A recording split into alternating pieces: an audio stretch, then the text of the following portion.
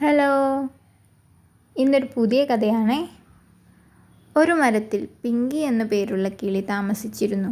അവൾ ഒറ്റയ്ക്കായിരുന്നു താമസം.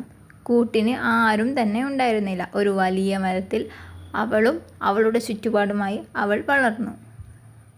ഒരു ദിവസം മരത്തിൻ്റെ ചുവട്ടിൽ ഒരു മുയൽ വന്നിരിക്കുന്നത് കണ്ട് പിങ്കി മുയലിനോട് "നീ ആരാണ്? എന്തിനാണ് ഇവിടെ വന്നതെന്ന്?" ചോദിച്ചു. മുയൽ വഴി തെറ്റി വന്നതാണെന്ന് പറഞ്ഞു. "എനിക്ക് കഴിക്കാൻ എന്തെങ്കിലും കിട്ടുമോ?" മുയൽ ചോദിച്ചു. ഉടനെ തന്നെ പിങ്കി മരത്തിൽ നിന്നും കുറച്ച് പഴങ്ങൾ പറിച്ച് മുയലിന് കൊടുത്തു. മുയൽ ആർത്തിയോടെ പഴം കഴിച്ചു. ശേഷം മരച്ചുവട്ടിൽ ഉറങ്ങിപ്പോയി.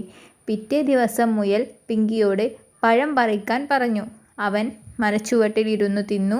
ശേഷം ഉറങ്ങി. ഇത് തുടർന്നു കൊണ്ടേയിരുന്നു. പിങ്കിയും മുയലും നല്ല കൂട്ടുകാരായി. മുയൽ പിന്നീട് അവിടെ നിന്നും പോയതേയില്ല. പക്ഷേ മുയലിൻ്റെ മനസ്സിൽ ഒരു ആശ വന്നു.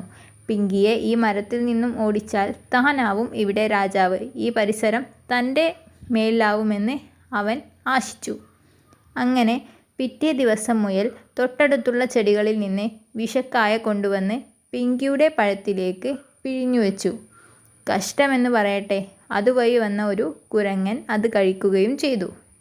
അത് ചത്തു വീഴുകയും ചെയ്തു. പിങ്കിക്കിളിക്ക് കാര്യം മനസ്സിലായി. അവൾ മുയലിനെ കൊത്തിയാട്ടി ഓടിച്ചു.